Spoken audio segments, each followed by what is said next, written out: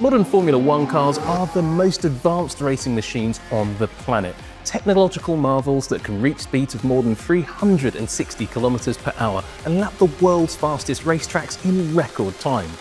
But though each one costs millions of dollars to design and produce and is a highly specialized high-performance machine, each one is still fundamentally a car. Just like a road car, an F1 racer has 4 wheels, an engine and a steering wheel, and just like a road car, to use it, a driver takes the wheel, selects a gear and then uses the accelerator to get it moving.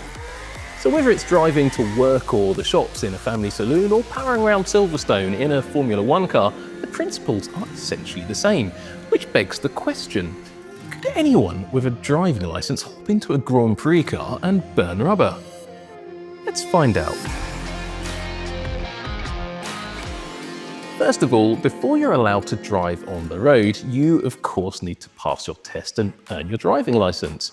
But to race in Formula One, you need something a little bit more specialised, and that's called a super licence. That's the qualification issued by F1's governing body, the FIA, which every driver on the grid must have in order to compete in Formula One. But getting a super licence isn't just a case of taking a test and knowing your highway code. To earn one, a driver must rack up points from competing in other racing categories in order to prove that they have the experience, speed and skill to hack it in Formula One and not be a danger to others. But assuming that paperwork isn't an issue, could you physically drive a Formula One car? Well, the first hurdle is going to be whether you could even fit inside the cockpit, which for aerodynamic efficiency is very, very snug. Currently, the tallest driver in Formula One is Ollie Bearman, who is 188 centimeters tall. That's 6'2" if you're counting. If you're taller than that, you're going to struggle to squeeze yourself into the car. At the other end of the scale, at just 159 centimeters or 5'2", Yuki Tsunoda has plenty of wiggle room. You'll also need to be pretty lean to squeeze into an F1 cockpit.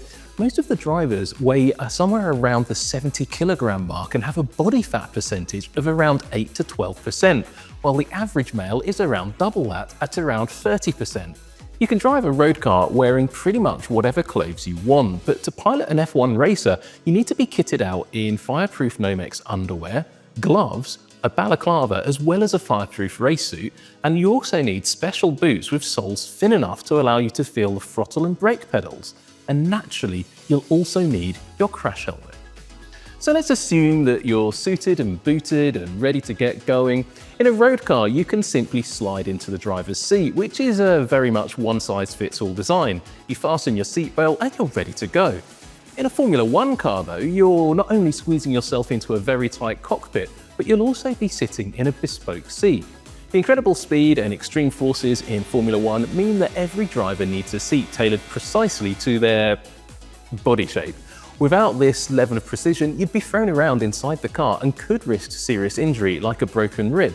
Whenever a driver joins a new team, they will have a seat fitting at the factory. This involves sitting in a plastic bag which is then filled with liquid foam. That foam then sets hard around the driver's body to make a mould, which the team then use to build a lightweight carbon fibre seat which is then bolted into the car. Since it's built to match every driver individually, they can be incredibly comfortable, and some drivers have even admitted to falling asleep when sitting in the garage between sessions waiting to go out on track.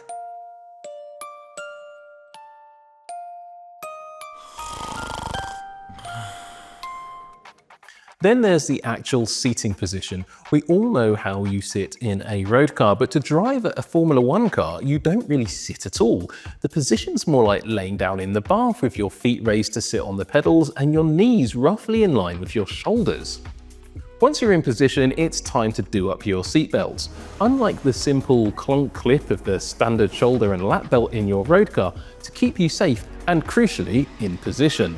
Inside a Formula One racing car, you need a 6-point safety belt system consisting of shoulder straps, belts across your waist, and then the crotch straps, which are all connected by a quick-release buckle should you need to jump out of the car in an emergency. You can't actually even do them up yourself. You need a mechanic or a member of the crew to help you fasten them all up and then pull the shoulder straps tight. And they have to be very, very tight. Any give and you'll be moving around under braking and acceleration and on every single corner. You'll also notice that once you're strapped into a Formula One car, your field of vision is actually very limited. The current trend for SUV road cars with high driving positions and commanding views of the road and other cars is very different to a Formula One car. The need to get the center of gravity as low as possible means that you're positioned very close to the track, hunkered right down in the cockpit. From this position, you can't even see your own front wing.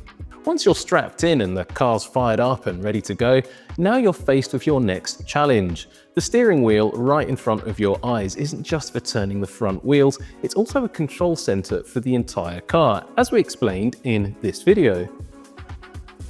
Modern F1 steering wheels have upwards of 24 buttons, dials and switches to control everything from the brake bias to engine modes and even the team radio. And you'll need to know them all inside out and off by heart before you can even get the car moving. Gentlemen, a short view back to the past. Is Formula One driving today too complicated with 20 and more buttons on the wheel? But let's say you've got all of that covered. Well, it's time to head out onto the track, and now the real challenge begins, because unless you've been physically and mentally conditioned to cope, you might not even make it past the first corner without losing control. This is because of the incredible forces that will be exerted on your body by the car's acceleration, braking, and even in the corners. And this is where we need to talk about G-force. The G stands for gravitational and is something we all experience every single day, all of the time. When you accelerate fast in the car, you feel yourself being pushed back or pushed forwards when you accelerate or brake. But F1 cars travel so fast, the drivers actually have to cope with greater G-forces than astronauts do during the initial phase of a space rocket launch. The drivers will hit around 2G when accelerating, meaning that they're experiencing a force of twice their body weight, and this shoots up to a massive 6G when they're braking hard. They also have to cope with lateral G when they're cornering. This is the force that pushes them to the sides of the car. Turn 1 at Suzuka is one of the highest lateral G corners on the calendar. The drivers take the high-speed right-hander at about 260 kph and generate over 5G at the apex. For a driver who weighs 70 kilos, so most of them, that's a force of 350 kilograms, which put in perspective is about the weight of a grand piano. Just like the cars they race, Formula One drivers need to be both light and strong. And remember, while these drivers are coping with these punishing forces corner after corner and lap after lap of a 2-hour Grand Prix, they also have to be able to control the car, communicate with the team over the radio, manage their tyres and race their rivals at the same time. It's utterly punishing, and each driver follows a strict training regime to prepare them for what they face each time they climb into their cars. The neck takes the brunt of the punishment, so they use specially designed exercises to build up those muscles, like strapping a 30-kilo weight to their head and then dangling it off the end of a table to resist the pull, or simply wearing a 7-kilo helmet while they carry out the rest of their gym work.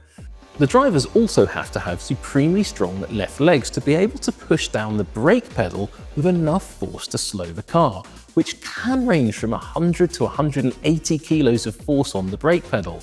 And as well as all of that specialist preparation, the drivers need a very high level of aerobic fitness just to make it through a 2-hour race. And some of them have actually struggled to do that. They must also deal with cockpit temperatures of 60 degrees centigrade while maintaining a heart rate of around 170 beats per minute, which is comparable to a marathon runner or an elite long-distance cyclist. Such demands see the drivers sweat out between 2 and 4 kilos worth of fluid during a Grand Prix distance, which is why you see them all reaching for the drinks bottle as soon as they climb out of the car. So from the outside, it might look like a simple case of strapping in and letting rip. The truth is that to drive a Formula One car, you need to have the build of a jockey, the core strength and reactions of a fighter pilot, the stamina and endurance of a marathon runner, and the mental capacity of a chess grandmaster. Not to mention, you need elite level talent. So it means only the very best need apply.